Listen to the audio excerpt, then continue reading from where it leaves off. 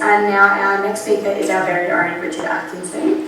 Many of you may have seen Richard on the golf course or about town, but he has been a valued member of FZCC for 2 years, in which he has been a driving force, pun intended, on various of our campaigns, such as our road signs and also our call flutes. Which reminds me, we do have our call flutes available to purchase here. They're not there, but yeah, they're down the back to purchase. Today, Richard will be talking about his long road trip, which was a couple of thousand kilometres he took with his wife Janet and in their EV. He's clearly not a victim to the range anxiety. So Richard, if you'd like to come up. So I'm Richard Atkinson, as Kevin said. I live here in Flinders. I've owned an EV for just over 2 years. It's a Volvo XC40 recharge twin engine, which is parked outside.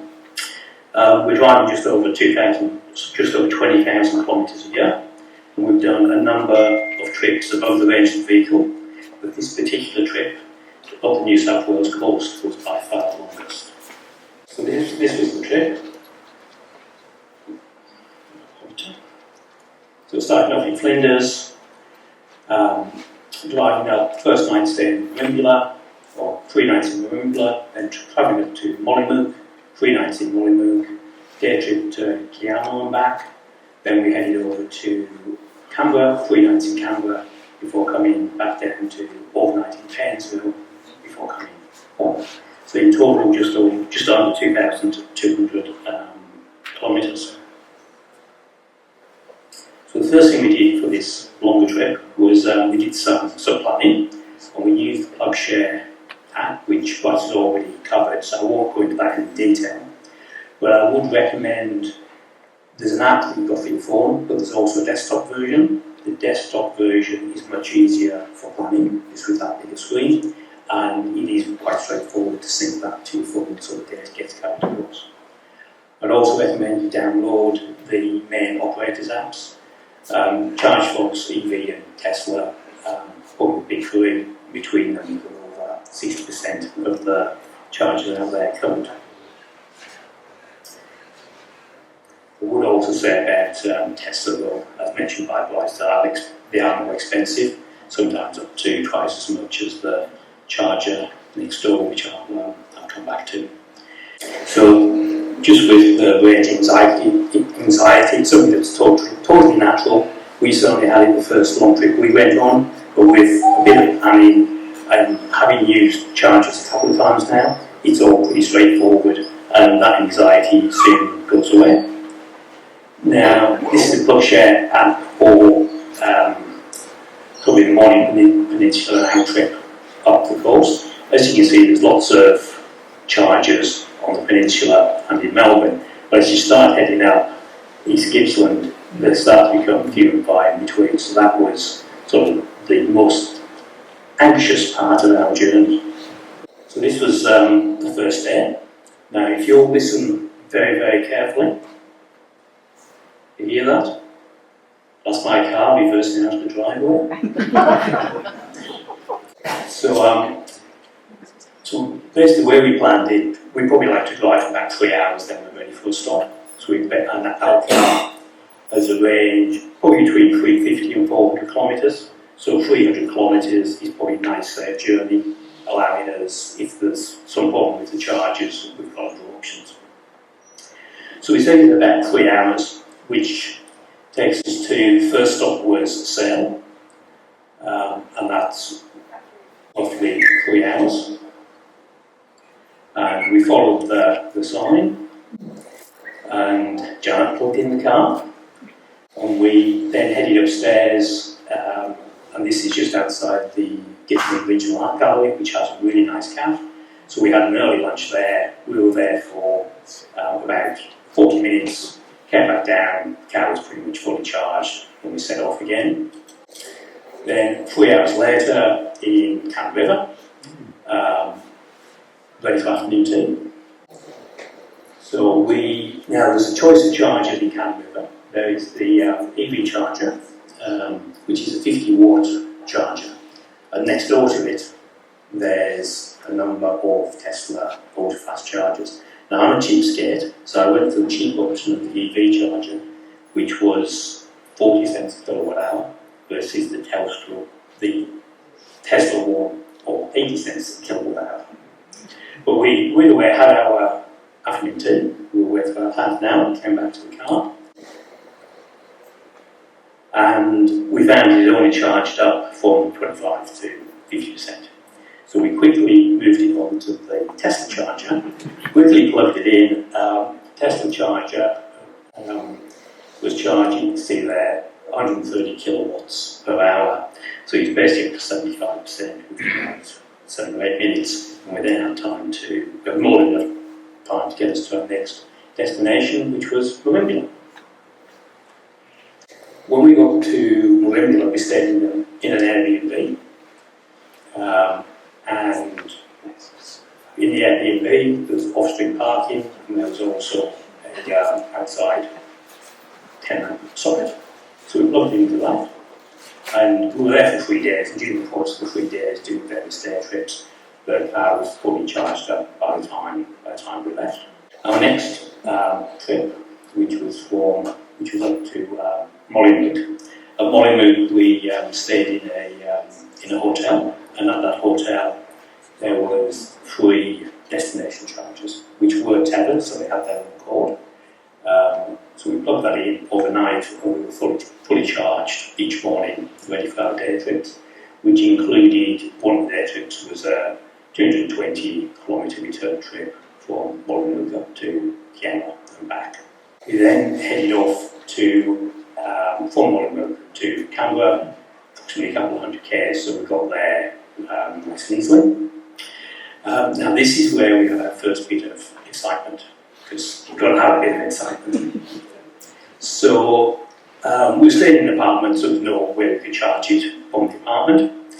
And so I looked on PlugShare, and just around the corner at an apartment complex, there was a destination charger. So I thought, I'll just pop in and use that. So I drove around. First of all, it was untethered, meaning you needed to have your own lead, which we had. So I got the lead out, plugged it in, and then I couldn't get it to initialise. So the charger wouldn't talk to the car. So that was no good. So I packed up the cord, got back in the car, quite annoyed. So the next day we still had plenty of charge left in the car.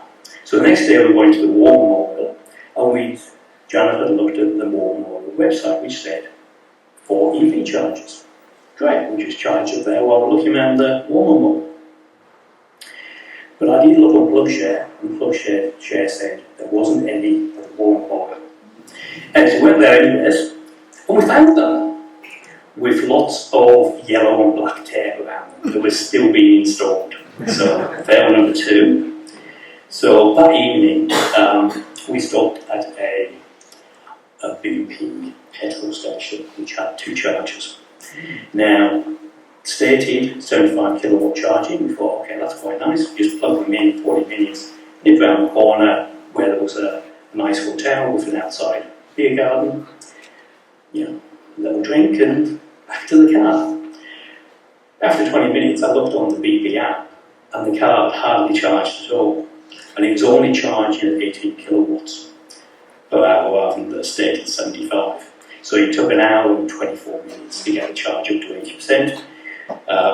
But I said, we're in the beer garden, so it wasn't all that. But that probably just goes to show that using oil companies' EV charger, maybe they're not trying to give the best customer experience.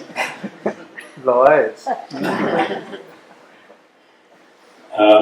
Now, after Canberra, we were coming back from Canberra with overnight in Painesville. We decided we'd stop at the Snowy Hydro Discovery Centre, fill it up with a bit of hydropower.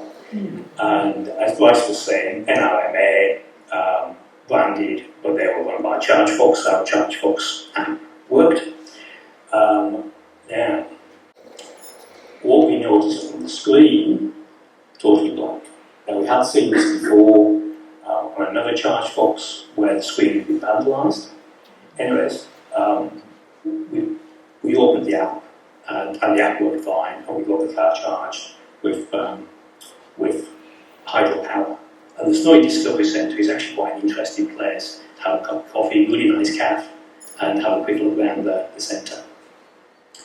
We then drove on to August, at which point we were ready for lunch. So the car strictly didn't need to be charged. We stopped in August. In the centre of August was an EV charger, so we plugged it in there while we had lunch. It charged up. And then we headed on to the Painesville Mariners Cove Motel, which if you're ever in Painesville, very nice little motel, I highly recommend it. And we were in the end room of the motel. What did we find around the corner? An external power point. So we plugged it in and it charged up overnight. Now, our last day on the way home, so Painesville, sail an hour and a half later, in need of coffee. So again, we stopped at the Richard Mark Gallery, had a cup of coffee. We also noticed that the new exhibition started in the gallery, so we had a quick look around that. Back down the car, fully recharged, ready to continue home. And that was our trip. So this is all the statistics. So as you can see, we did 2,172 kilometres, cost us a total of $113. Now, a quick comparison to maybe a standard petrol car doing 10 litres per 100 kilometres, it would cost us over $400. This is at $1.85. That's roughly the price of petrol at that point in time. So nearly 4 times the cost. And if you had an efficient car or hybrid, maybe you'd get 5 litres per 100 and nearly double the cost. So a lot cheaper, and actually, we didn't really waste any time charging the car. We were having coffee, we were having lunch, it was food. So just a couple of facts on these, so I'll touch on a couple of things that Rice was commented on. So there's currently 6,600 petrol stations in Australia. This was at the end of 2024. They're reducing every year. They're probably probably a third compared to the 70s. There's already over 2,000 EV charging stations. That's increasing every week. And those charging stations could have from 1 charger to over a dozen. As Bryce said, there's over 11 million residences in Australia. Over 10 million of those are homes where you could potentially charge your car. And just to finish off, just in case you are worried about not buying Australian, apart from Australia doesn't make any cars anymore, but petrol, 23% of petrol and diesel is refined in Australia. The rest comes from overseas, maybe Singapore and Korea. Only 22% of that comes from Australian feedstock. So most of what you put in your petrol or diesel car is either refined overseas or it's coming from overseas in the crude oil form. Compare that to electricity, it's 100% Australian. Solar, wind, hydro, gas or coal, okay, we prefer the former, but at least it's all Australian sourced. And that's it.